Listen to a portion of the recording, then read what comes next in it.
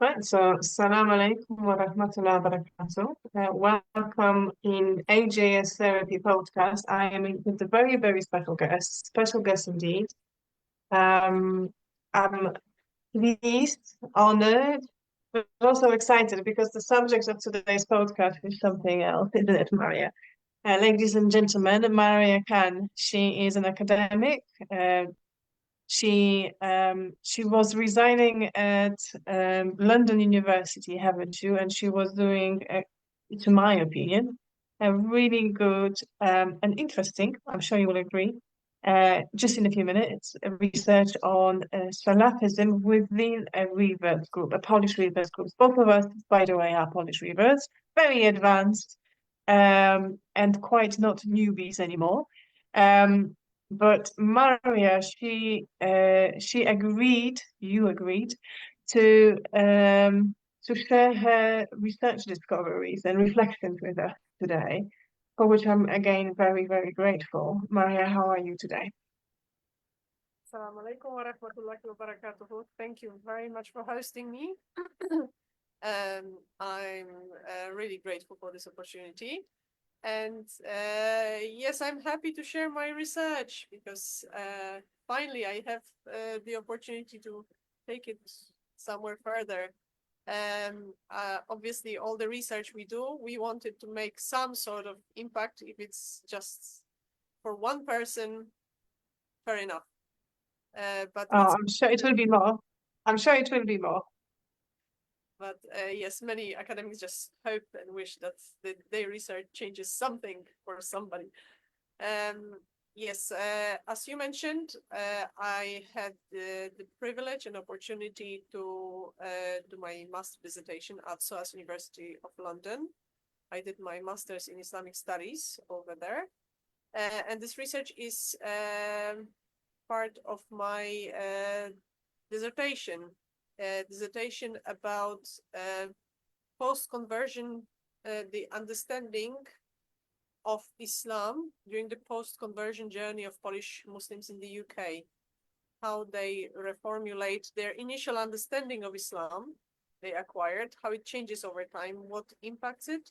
And I did it in the framework of modern trends in Islam. So it's very my work is quite academic with all this academic rigid classification there, but the research challenges itself this classification. So would you like me to start, or do you want to have I don't think we've mentioned the title yet. Those of you who can read, that's how you ended up rewatching it. But those who you're watching, I'm not sure if you're seeing the title. It's about negotiating Salafism, and maybe the best way forward would be to introduce an idea of what Salafism is, and then maybe sharing, why was it so interesting to you? I know why it is so interesting to me. And as a disclosure, Salafism was a tool for me to get into and get through actually the first stages of Islam and maybe middle stages of Islam. And it's such an integral part of me as a revert, as identity, that it was definitely a pleasure to read about it, but also identify with it because, Salafism doesn't stick, does it? As much as we respect it. So without going maybe too far with it, let's start with basics. What is Salafism, Maria? You have a really nice spin on it. Bismillah. Salafism goes back to the idea of renewal or reform in Islam. There are two separate terms: reform, tajdeed.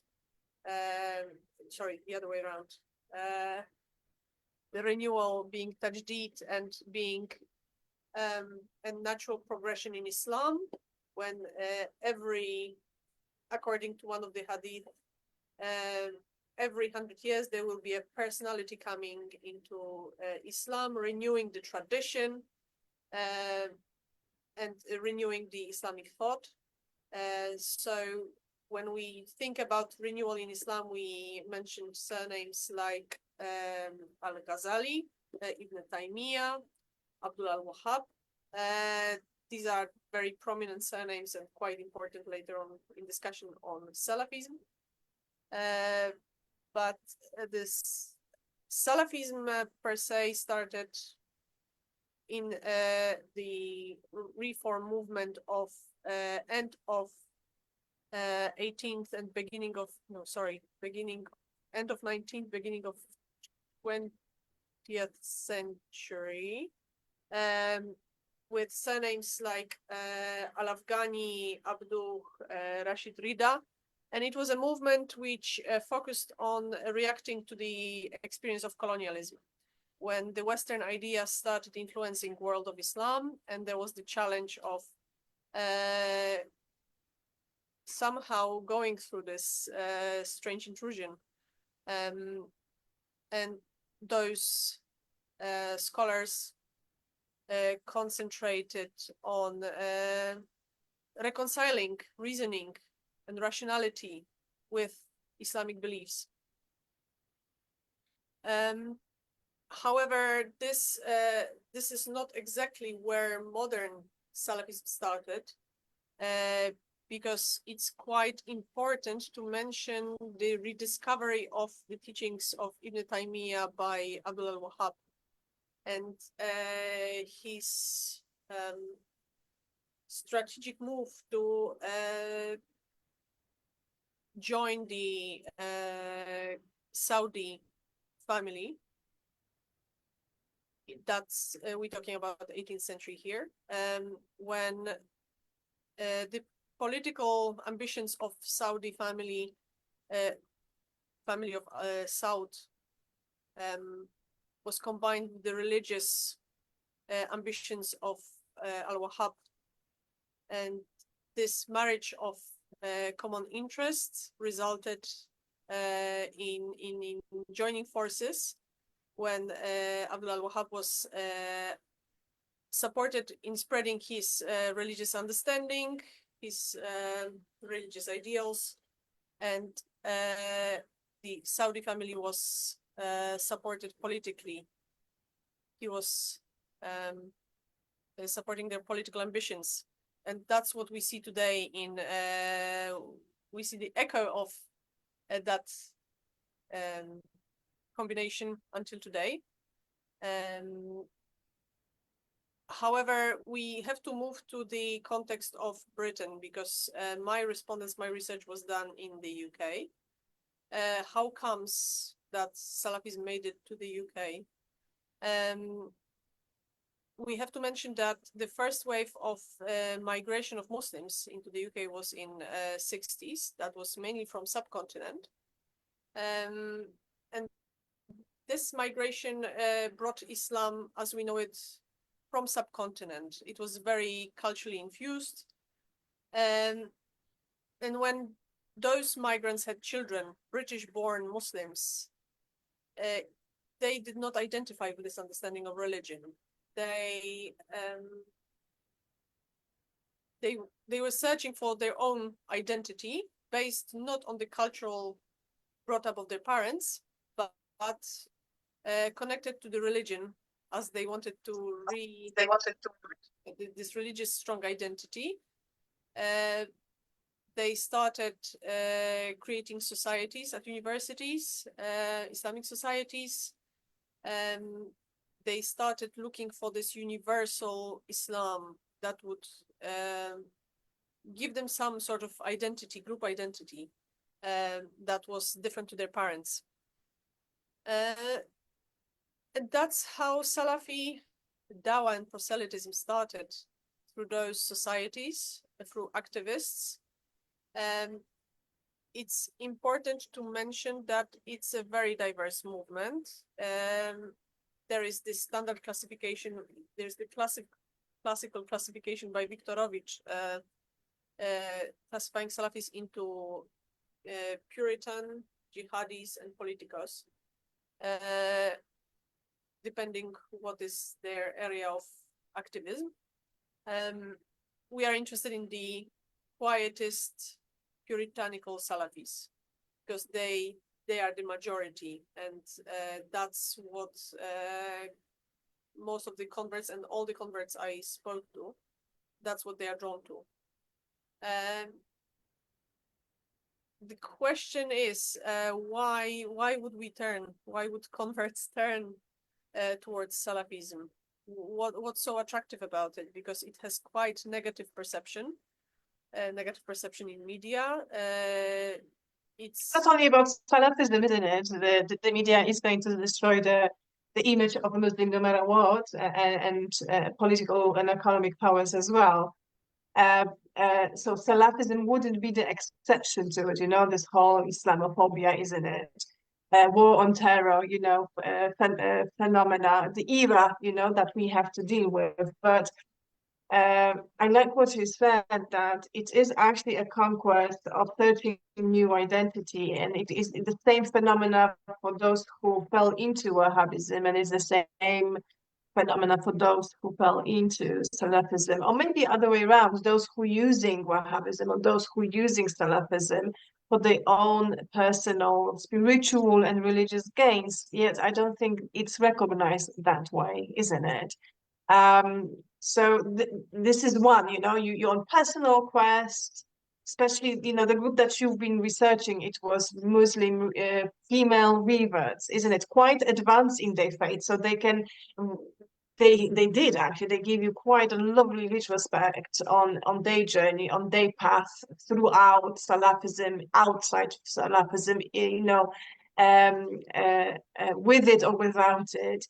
But it is all about their personal growth. Your research group, they reflecting from that perspective. Yet academics, they reflect on Salafism from completely different perspective that suits their own purpose or suits their own funding, if you will. So maybe, you know, let's talk about that. You know, where's the difference in that discourse? You know, your results, they're about completely different rhetoric to what is being imposed on us through academics, isn't it?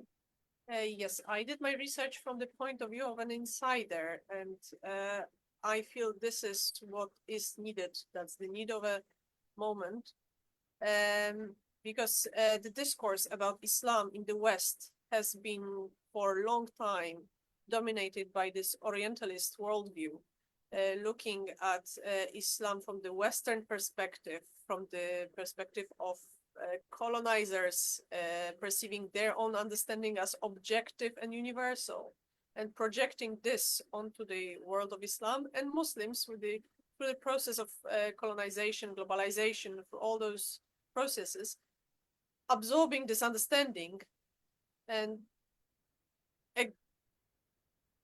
not fully aware that they're using exactly the same framework towards their own faith. Which is another massive topic when it comes to Yeah, that's, you know, that epistological sort of truth, isn't it? You know, how do you find out what you want to find out? How do you research it?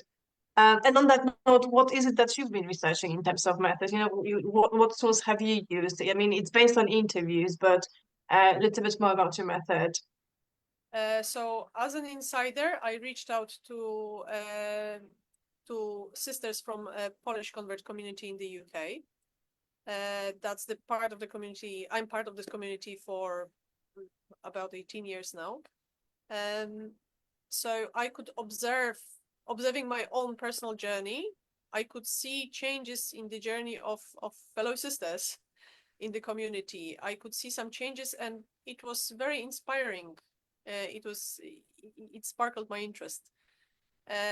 I thought, let's look at it closer and look at it from the perspective not of the Western researchers or Polish researchers, because there was a lot of research done in Polish academic circle regarding Polish converts in Poland as well as in the UK. And we felt that this research does not fully represent us, that it's biased. Absolutely. I second you. Absolutely. I wish there was less of that bias classifying us as preferred Muslims, you know, the good and bad Muslim narrative present in the West. with the preferences towards those Muslims who are maybe less strict, less practicing, adjusting to the Western standards, as opposed to those who are practicing, strongly believing, and manifesting their faith. I want to shed some more light, show how complicated this is, because non-Muslims very often perceive Islam as just one body, unified body, which is not true at all. Once you cross that line, when you convert, you start seeing how many divisions are there, how many interpretations, how diverse this religion is. So it's important to propagate that knowledge. It's important to explain why this happens, that certain strands of thought are not picked up out of blue from nowhere. It's all happening because of something. And therefore, I want to show why we choose, why converts choose Salafism, and what do they do with this Salafism later? What happens?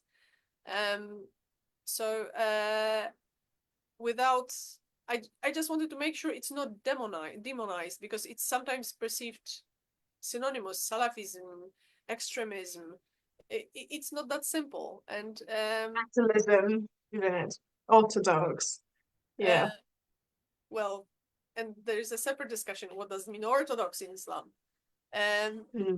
But I just want to explain that converts have certain reasons to choose Salafism.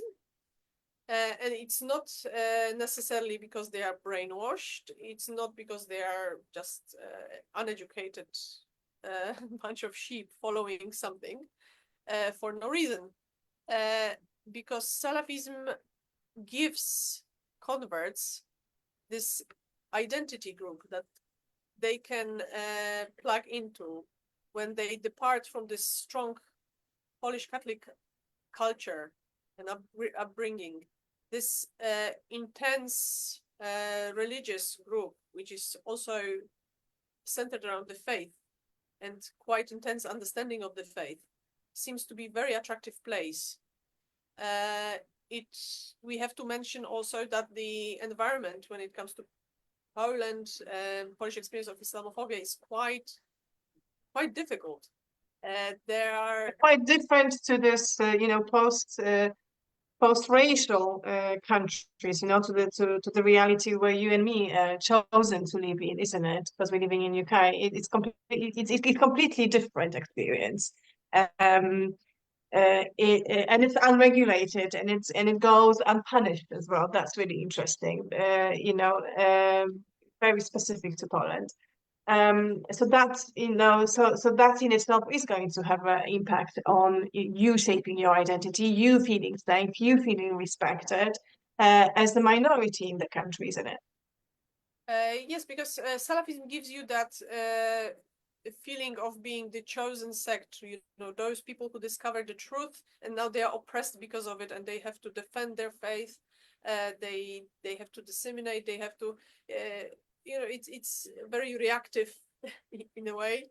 And in a sense, very tiring as well, because that sort of mindset puts you in, yes, maybe you becoming a savior, but the flip side of it, you might also become a victim. You might also become a victim, and the societal and political oppression on Muslims will put us in that and is keeping us in that position for far too long. Therefore, reflecting on that idea of I need safety, I need somebody to protect me, I need to see the sense in it. I need to find those meanings, in those experiences of dome, as we call it in Arabic, oppression. And that is what Salafism gives to you, isn't it? Very black and white with references, the chain of hadith and incredible black on white logical explanations where things are coming from, why they're coming from, and that sort of creates that renaissance almost of your strength, your belonging, your almost assertiveness if you belong to a group, specifically Salafism group, isn't it? And you mentioned very rightly the engagement with Quran and Sunnah, Hadith, because Salafis are often perceived as the anti-intellectual movement, with the fragmented reading of Quran, decontextualized. By But who? By who they being seen that way? By academics, right? For those of us who are living amongst Salafis, we would never dare to say that because they recognize for exactly that. it's again, it's that expectation towards the converts. I think this is much stronger in Poland than in the UK. I think it's when we speak, it's important to underline those differences between British converts, British society, and the Polish one, because we are one leg here, one leg there, being migrants to the UK. Um, but And strangers to our own blood. Yeah. of course, Yeah. and it's important to explain that in Poland, everybody has quite high expectations of converts to be highly educated and highly knowledgeable. I In think that Islam. there is not that much pressure when it comes to the British converts. They don't seem to have this. Their personal choices are respected more because of the plurality in the society altogether. Uh, Nobody holds them to such scrutiny as Polish converts are held back in Poland. An almost responsibility, isn't it? I remember when I was making that decision in Poland, because I've changed religion, I converted in Poland. I remember when I was making that decision, and with everything around me and in me saying to me, yes, yes, yes, this is the right choice. That was exactly that factor, that societal pressure and expectation that you are going to carry the burdens, you know, and the faults of all the Muslims on your shoulders, and you have to find enough arguments to back up your case. You know, almost like it's almost like your conversion puts you in the court of judgment in Poland. That was the one of the massive factors which was holding me back from conversion for many weeks and months actually, and you can feel it. You know, you can feel it in society. If you know the society, you know what's coming. And I knew I'm not prepared, and to the degree it hasn't changed a bit. You know, 17, 18 years later for both of us, isn't it? It hasn't changed a bit. We're still being blamed and we're still being expected to clarify and explain and justify, you know. uh, it's a really clever observation, Maria. Thank you. It's a never-ending story, isn't it? It's whenever Mm, something happens in any corner of the world, we back in Poland, we have to it's explain our fault. Yeah. we are just partially responsible for everything. I mean, I'm going to diverse it a bit, but I don't know how often do you visit Poland, but when I visit Poland, and I do it more often now, again, it's not changing until now. It's never ending story. Maybe younger generations, they might be a bit lighter on Islamophobia and racism and discrimination, but not older ones. So, you know, it's such a massive difference, you know, to go to Lidl and buy milk in Poland or do it here in UK.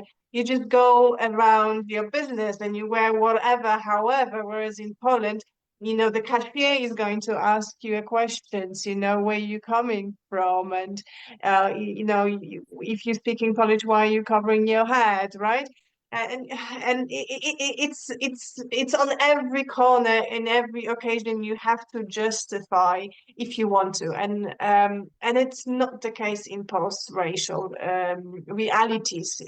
So I expect that probably Germany would be very similar to UK, isn't it? I'm not too sure about France, but people, they do give you alleyways to go about your business, not in East Europe. No, in Poland, we are constantly out there. I mean, I share your experience. Whenever I'm in the UK, I can put my tracksuit on, go and do what about my business. In Poland, I think twice what to wear, how to wear, to always look at my best because I know I will be scrutinized at every step. So in a way, that's what pushes many converts towards Salafism, because Salafism is very good at giving you arguments when talking to Mm. So uh, it prepares you, isn't it? It equips you. It gives you that arsenal of arguments. I like that. Yeah, it's true. exactly. And for people coming from different cultural backgrounds, it's not as intellectual as academics claim, because you have to engage directly with the sources. Salafis put a lot of effort and time into learning Arabic, into learning the rules of tajweed, into studying the ahadith to a certain extent, or through scholars it might be mediated, but still, how many Christians engage in such a deep study of Bible? Who reads Bible on a regular basis and in a language that's not their native language, and then proceeds to Megan, can you imagine? exactly. And in Poland, the expectation is that you have all that knowledge. So Salafis do engage with those sources. They put a lot of effort, yet they are perceived as anti-intellectual because they do not engage in the centuries of tradition. But that connection to sources of knowledge about Islam, the Quran and Hadith, gives converts the feeling of authenticity, of connecting to the source. So they don't deviate when they are when they come into Islam, and they are lost. They don't know where to start. This is the place to start with Quran. It's only natural. So it's very reassuring. It gives you the answers. It gives you the identity. It gives you the explanation that you are this outcast, and you just defending your faith. It all fits in, especially at the beginning of the journey. Mm. Yeah, especially at the beginning of the journey, isn't it? It's like a intellectual religious gym, isn't it? Of it's, equipping you enough stamina to carry on. But it also gives you that community feeling, just like you said, oh, we are the chosen people, which we know doesn't exist as a term in Islam. Yet you can see that in Salafism somehow. And it gives you what your community can't give you, or your society, or even global society doesn't give you, meaning a home. So for us, reverts, meaning converts to Islam, uh, we we sort of know what's coming, but unless you go through this journey, you really don't know what's going to happen, and that is your family is going to uh, definitely have a say on your choice. Most likely, it's going to end up with them rejecting you on many levels.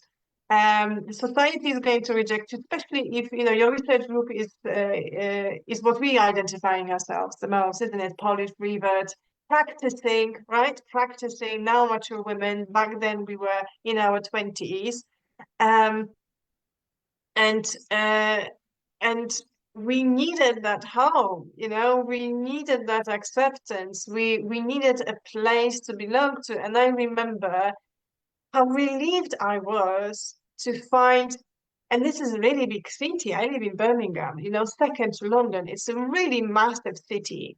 Um, and only one mosque catered for my needs. That's the only one mosque that I could go and hear about Islam in English, because the rest of the mosques, they were either in Arabic, in Punjabi, in Urdu. Some of them, they were Sufi inclined, some of them were different sorts of sects. But this thing, black on white in English, spoke directly to my soul, not only to my mind, something that academics are going to, and they did, and they unfortunately still do, claim that it is actually a cognitive conquest and cognitive transformation, where there's so much more to it.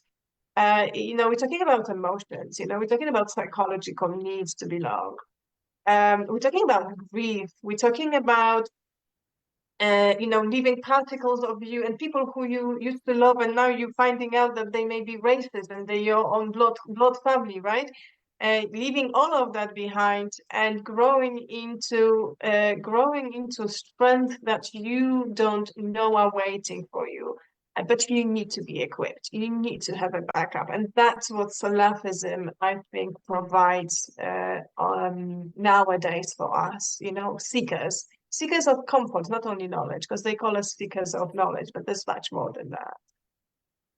Exactly. Nobody comes into Salafism, onto Islam with bad intention. Everybody has their longing and yearning for that truth, for the divine, for that religious experience.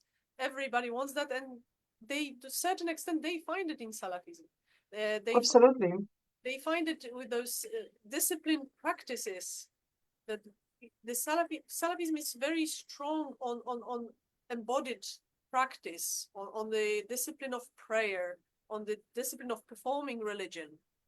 And it does, that discipline brings something about.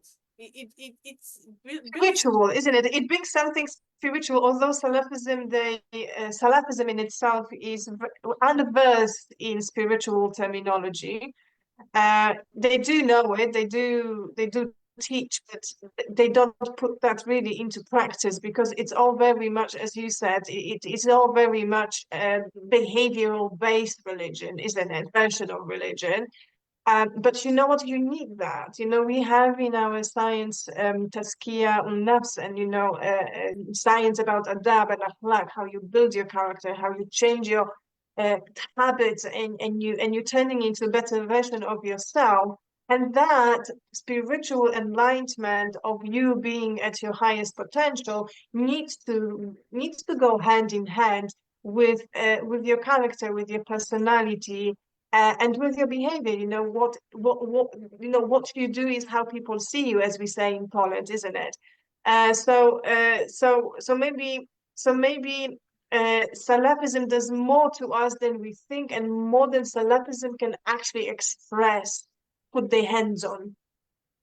I think what you're talking about here again is an example of what I speak about in my research. It's certain negotiation of it, isn't it? For you, this aspect is important. So that's what you find in Salafism as well. That's your point of view. You are able to extract it from Salafism, even though it's not an obvious aspect of it.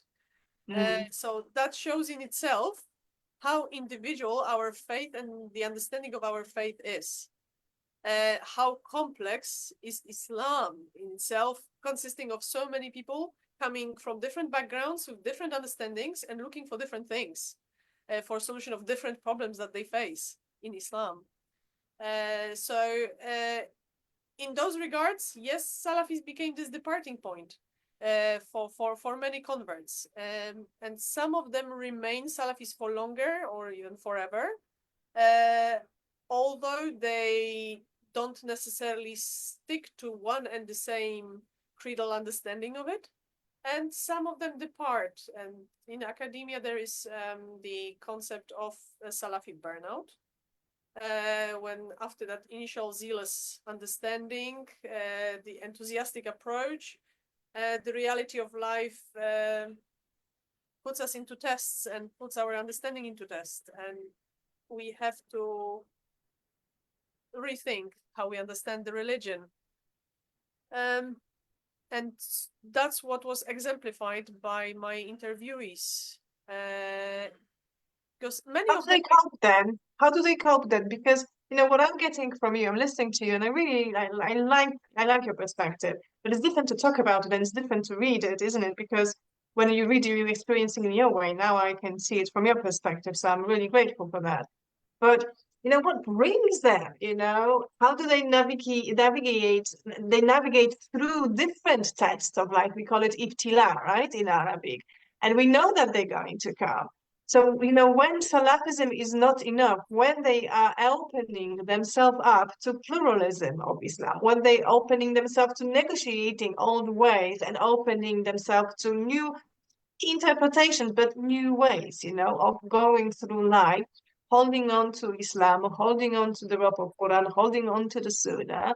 yet not seeing it black and white, yet realizing that there must be something more, because that is definitely a breaking point to your interviewees, isn't it? That's what they all experience, like that, you know, they needed something more.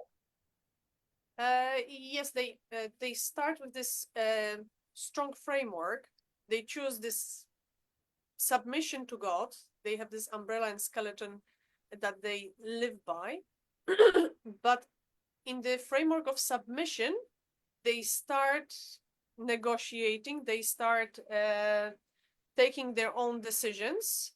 And this is usually initiated by either certain events in their life or facing the reality of Muslim community. Because as we convert to Islam, initially we believe that all the Muslims are, we have the same perception as non-Muslims, like looking now at non-Muslims, have that Islam is just one universal body and one community, which is not true. There are different Muslims, different levels of faith, different levels of practicing the religion. Excuse me. Honestly, that's okay. It's a lot of talking. Yeah, it reminds me also that point. It reminds me about my first disengagement and maybe disappointment with the Polish culture of Christianism or Catholicism. You know, when you realize that not all priests are angels, you know, and the same thing happens to you when you come to Islam. You know, something in you. Makes you that I don't know, it's like we have this religious fantasy in us. And something in you makes you think that all Muslims are going to be Hadija and Aisha radiallahu anha and the Prophet sallallahu alaihi wasallam, and you're going to meet another Umar, you know. It's like where is that coming from? Obviously life is going to verify it for you, but you know how it's going to impact you. That's the point. Exactly. There comes this disenchantment with the Mm. community that the, the life wears them out as well, because living in the UK reality, many women cannot uphold this Salafi idea of being able to afford not to go to work, and challenges start. How do I go to work? It will not be segregated. I have to wear certain clothes. I can't wear trousers. My clothes can't be fitted. Oh, what about hijab? And I can't cover my face at work. You know, it's challenging. And that's where Salafism becomes problematic. Or Yeah, it turns that not not practical, isn't it? we come into these ideals of what marriage should look like. As you mentioned, we have this idealized version. Every husband will be like the Prophet, peace be upon him, Yeah. right? That's not necessarily the truth. Then converts have to deal with their new families, with the spouses from different parts of the world. And not all of them fulfill their obligation the way they might have those beautiful phrases of Salafi ideals on their mouth, but in practice, they don't necessarily. Yeah, it's completely different experience, isn't it? And I think you know, obviously it's not for this conversation, for this webinar, but this is one of the factors where many relationships, you know, converts to non-Muslim, you know, they falling apart. That's one of the reasons, because of this high expectations and maybe lack of ability to adjust and grow out from this religious immaturity. Um, um, on the convert's part, but also, you know, I'm not convinced that born Muslims they prepared to and well equipped to until today really embrace us as a reverse. You know, our family they disowned us, and our experience of new community is also very discriminatory, very marginalizing. You know, I've never experienced racism in my life until I came to UK, and I've never experienced such a degree of racism until I put hijab. And I've never experienced such a marginalization within my own community. You know, I had to learn how to deal with it. And your research group also had their own share experiencing that. So Salafism, any group, any mosque, of brotherhood and sisterhood, they are like a balm, for your soul. You are going to hold on to that, but it's going to last only for a little while because that band, that community, that fragmented interpretation of Islam, which is sooner or later going to you in your ibtila, on your journey of ibtilas, and maybe this deliver to your growing needs in your maturity, suddenly you're going to have to disillusion yourself. And the problem here is for us, I mean, it hurts me dearly. The problem here for us, Revert, is not only, we're losing on our spouses, our families are breaking, not only, we don't have this backup from our own community, our own families, we have to grow in strength, we have to grow in resilience, and then Salafism fails because it's not practical. Where do we go? So what hurts me the most is that, just like you said, some will hold on to Salafism, some majority of us will negotiate it for ourselves. This religion becomes less of a group interpretation of religion. It becomes more your individual path. So rather than staying with the crowd, as much as you need and you respect the crowd, you moving away and you becoming your own person, your own Muslim, you going into relationship with Allah, relationship with yourself, rather than relationship with people. But some of that, we just leave Islam, not only Salafism, we just leave Islam as it is because it was just too difficult. Indeed, you speak about individualization. Exactly, we have different challenges, we have different experiences, we have to answer, different problems. We have to address them, and that's what's going to affect which part of that Salafi creed is going to fail us. And in case of female converts to Islam, it's the women's issues more often than not. It's the high expectations that women are held up to that become heavy, that become unrealistic in the Western society, impractical, and some of my respondents felt abused by these expectations because they wholeheartedly believe in that ideal and they put it in practice until they notice that they're being used by their spouses or other people as I'm going to refer back to Mahdi Tourash and his research in American context about converts, when he speaks that converts are the way the converts perform religion is important for born Muslims to strengthen their belief, to strengthen the belief of born Muslims. So born Muslims want to see that performance of religion. They want to see them wearing traditional Islamic attire, using the vocabulary, the Alhamdulillah, mashallah, all the Arabic terms. They want to see that to just get that strength from the converts, to get that reassurance that indeed this faith is universal, miraculous, and they feed on that. And put little work to it themselves, right? It's a show off. So Yeah. that was American context research, but it's Yeah, so it's true. nice. It's nice that Americans going through it as well. It's nice to hear. Yeah, it's nice to hear that we're not isolated here in UK. It's a global phenomena. It's especially important for women as their practice is more embodied through their attire, through their clothing, through their behavior, the understanding of women's modesty, which is always monitored somehow more than the male modesty. Yeah, it's interesting, isn't it? How is it that we in this community doing it to ourselves? I mean, doing it to women, and how is it that we're not getting a break as a women in this community? Because there's so much of it in external circles. Like academia was all about, this orientalistic, this folkloristic approach, a fascination, with women at the beginning of the research of Islam, our dress, our cooking, our obedience, and the roles and everything. It was all about almost academic oppression, of a female. And our own, they can't even protect us. They sort of following this rhetoric and they're oppressing us with those high expectations. And little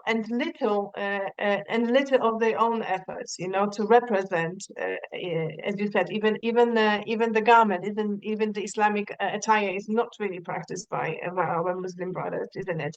Yet along our husbands.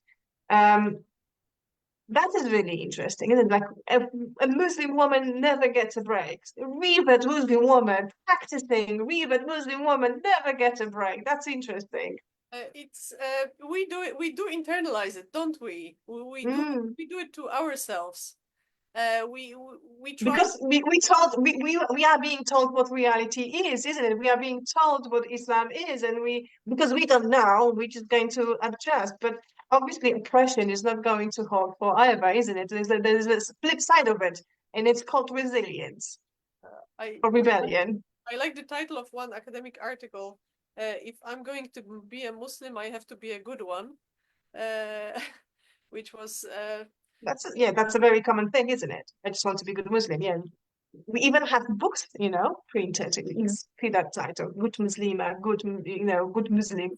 Um, so it is a thing in our community. It is a thing, in our personal growth, growing into it and out of it. It is a thing. It's a serious phenomena, but uh, really affects us. it does wear us out, isn't it? Because we notice that years are passing by, we are using so much energy, and people feed on it, people abuse it. Mm. And we feel that there comes the moment when some of the respondents were mentioning it just didn't feel fair. They started realizing that my expectations towards myself are higher than any other Muslims, born Muslims. I'm all of a sudden, converts are doing 200%. Uh, Yeah, I like that. Very true. so there is this burnout at some point. That's reality check that nobody does Mm. as much as I do. I took too much on my shoulders. And Mhm. especially one of the respondents will mention that coming from Polish background, we are used to being at work, taking care of the house, doing it all. Yeah, So Makis Mustina, no problem whatsoever. Yes, raining on me. Yeah, we call it Mother Polka. yes, exactly. And we do bring it into Islam somehow. We try to reach that perfection in Islamic framework, be those perfect mothers of multiple children and doing all the housework ourselves, all the childcare ourselves, and try to be perfect. And with large families, because Salafis do often have number of children, bigger families, it can be exhausting if you are a first generation migrant without family support. Uh, Yeah, and somehow we're not being given credit, and somehow we're not, getting that break or permission to take break, isn't it? It's like people, one of the sisters, she also a convert, she said, people are so happy to take. It's you who needs to stop yourself from it. exactly, stating those boundaries, isn't it? Because it takes, one of the respondents was saying, it takes years before they realize that uh, being Polish, they started doing all those house chores, childcare, and so on. Whilst Arab women, they have whole family support. In Arab countries, That's it. you would have somebody helping her with housework, somebody doing the cooking. There would be always family network to take the children, and it's a different. It's a realization, isn't it? Just But realizing I that. think, but I think being immigrant as well plays a big role here, isn't it? Especially if you marry into a family who is also living abroad, So I think that would be another factor for us as well that contributes to that loneliness and that need to belong somewhere, Just like I told you, I was so relieved having that mosque that taught me Islam in English, taught me Arabic in English, and that plays massive factor. I just wonder what else, like maybe stunned you, in your research, because sometimes our own research they raise us, and they can have their own life. And this is when we're being surprised, with what our own heads produced. And this is nice. This is nice experience, but also it's calling for digestion. So what is it you were not ready to digest, and what is it that was almost like a gift, almost like a gift to you thanks to this research? Uh, I assume that the understanding of Islam will be based on sources of knowledge. That was my initial assessment. It depends which scholars do we follow. It depends what which YouTube channels we watch, what books we read. Which speaker we follow, yeah. That's going to define our understanding of Islam. It took me by surprise how important was the living experience, very personal living experience, personal challenges that prompted my respondents to rethink their understanding, realizing that something doesn't add up, that intuition that told them something is not right, this is not fair, and I don't believe. We have this sort of intuition as we travel through Islam that I don't believe that that's what Islam stands for. We start having those thoughts of those humanistic thoughts. The Salafis don't really uphold those thoughts as much, about the value of another human, regardless of certain beliefs or certain practices or belonging to certain group. Because Salafis are very exclusive. It's we are right, everybody else is wrong. Okay. And at some point, it's difficult for us to uphold it. So it's the living experience, definitely. It's the experience, for example, the challenges coming from the Christian family, or the challenges, for example, when somebody in the Christian family passes away, or the question of either doing the prayer or attending funeral, or the matter of children of converts who are born Muslims and their understanding of faith is not exactly as the converts, because they are born into this reality, they are raised as Muslims. Yes, and we don't know what we're doing. That's the common thing, isn't it? We didn't have Islamic childhood, we don't know how to do it, right? Yeah. Yeah. So children do challenge converts as well, and force them to look for the understanding that would not let them to come out of the fold of Islam, right? That would still keep us in Islam, but may not necessarily be what we were comfortable with so far. Mm. I mean, this phenomenology, this idea of they lived experience is so clear in your research from the beginning to an end. Um, and it also shows, how equipped you are in interviews, because those women, they just let themselves be themselves, and we know that converts, they are really hard to reach a research group. It's not going to be said yes to anybody. I can tell you about my life story. Not everyone will do it, yet you earn that respect. um, and maybe that's one of the reasons why you learned so much from it. That's, you grew out of it, and you have your own benefits thanks to this research, thanks to those meetings. There's something more to it, there's something more to it. I hear that Islam, and it's a great argument against the academic rhetoric, those Orientalists, post 9/11, war on terror funded research about us.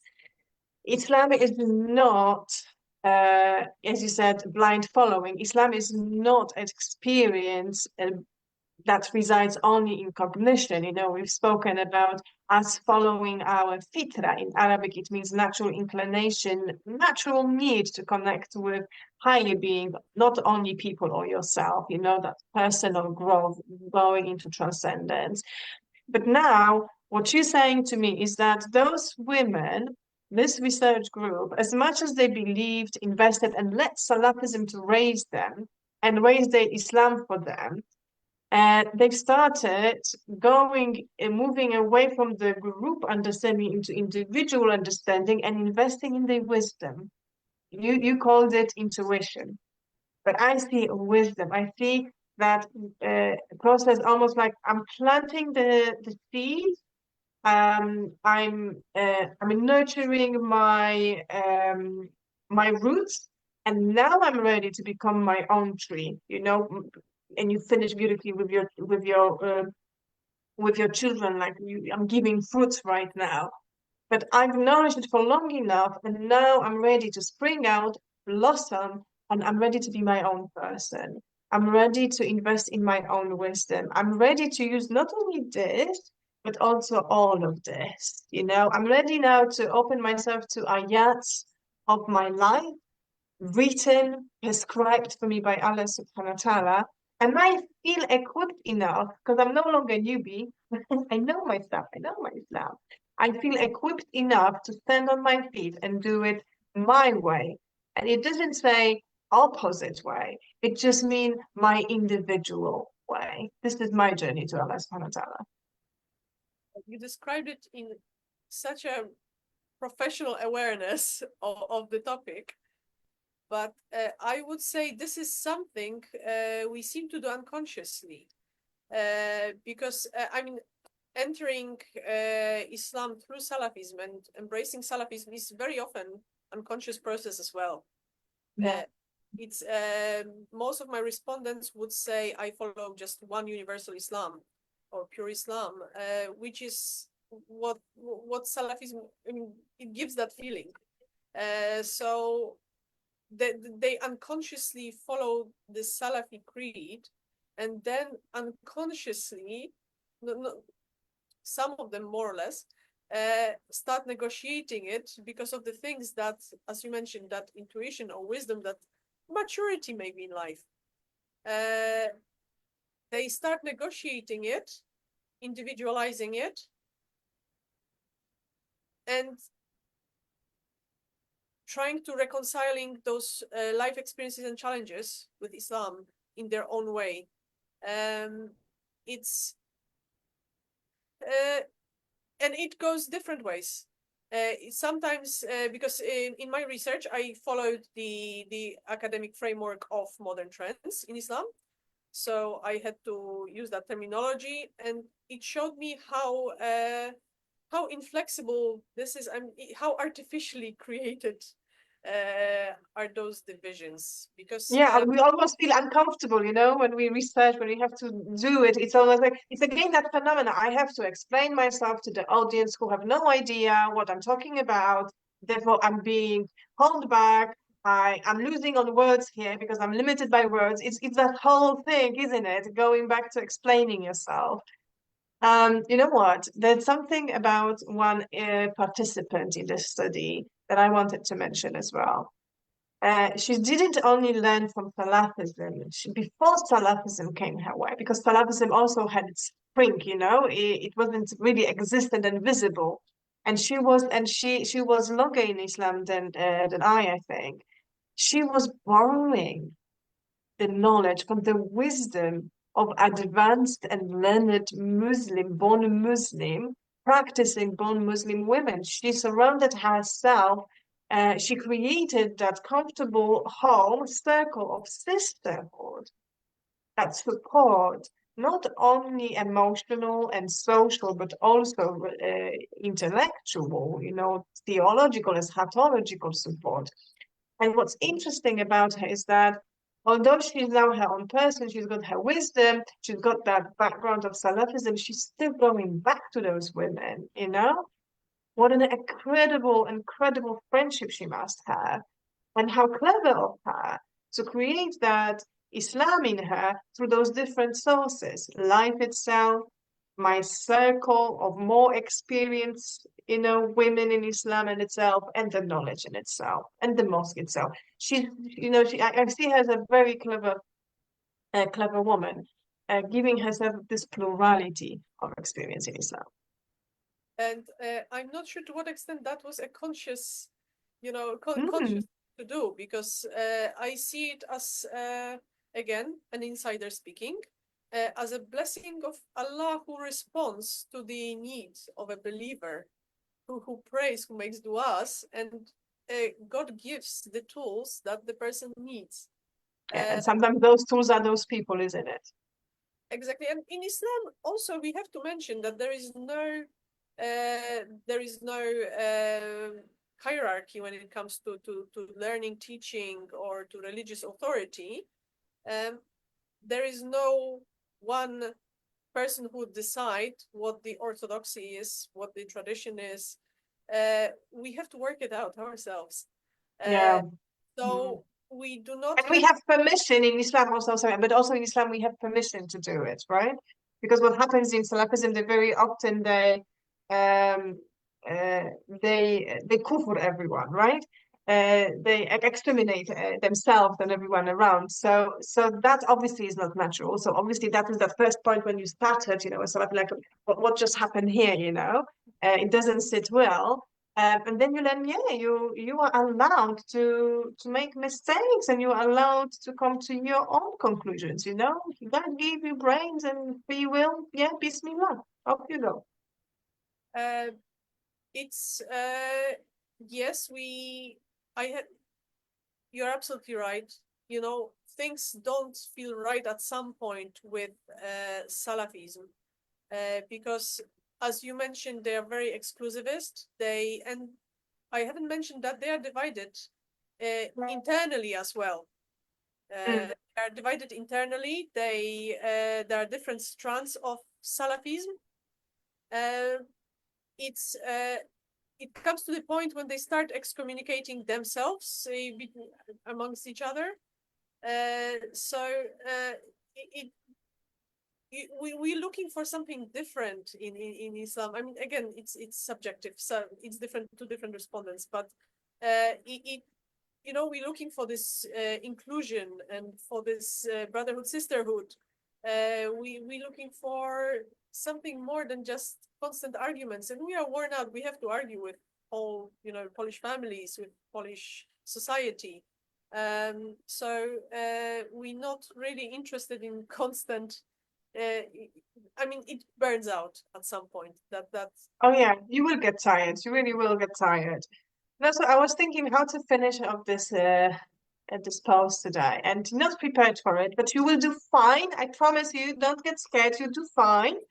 Uh, so imagine that I'm new to read to Islam. I'm new read it. I've just said Shahada, a few hours ago. What would be your advice for me? What would be your blessing as that experienced woman, in Islam? What would be your, best advice? uh, it's sometimes the obvious advice that we used to get, but somehow we did not apply it. That's what I find strange, because there will be some people in our lives who are going to tell us, don't rush into things, relax, take it Mm, slowly. It's our own urge, our own enthusiasm that pushes us to go everywhere fast, to reach there fast, to consume the knowledge, a lot of it. Um, uh, true. just putting a lot on our shoulders. Uh, it's, I guess, again, it's one of those advices that you cannot. Well, you do realize it was a good one once it's too late. Yeah, I like this one. But I like this one. what I urge all the Muslims, I just, speaking to all the Muslims, whole Ummah of the world, Go uh, for it. uh, is to perceive plurality as something positive, as an opportunity. It's a Mm, blessing of Islam that we have mm, this plurality, that we are able to individualize our faith. We can navigate it as per our experiences, that our mm, relationship with God is so individual. This is mhm. this is unique, and this is a true blessing that we should be taking advantage of, rather than you weaponizing against each other. I love that. I absolutely love Because that. at the end of the day, we are not going to be judged on the judgment day. We're not going to respond to God Did you erase all the sectarianism in the world? Did you, got billions of Muslims into one straight path of correct understanding of Islam? You're not going to be responsible for that. You're going to be responsible for how you spoke to your neighbor, to your friend, to your family member. What was your intention? How did you speak to them? What was the result of this conversation? So we have to think about the things we have control over and that can benefit or harm us. So this is something to think about. I like this one. I take this one. And I won't spoil it. I will just say massive jazakallah khairan for your time. I hope it's not the last one. Definitely not our first one because we had one just a few minutes ago, and we've done it in Polish. Because that's what Polish do, isn't it? They just explain themselves. And I will make the one that all of this presentation, all of those two presentations, will reach those who need them the most. May Allah subhanahu wa ta'ala reward you abundantly. Thank you. Inshallah, Amin, may it be beneficial. Thank you very much. Thank you for your time and your effort and giving me this opportunity. And thank you to all the listeners who may spend that time. Yes, and if you're here on YouTube and on Facebook, we and Maria, we were more than happy to have a chat with you. Really, give us comment, give us any questions. Let us know if that resonates with you because that's really important. Assalamu alaikum wa rahmatullahi wa barakatuh, everyone.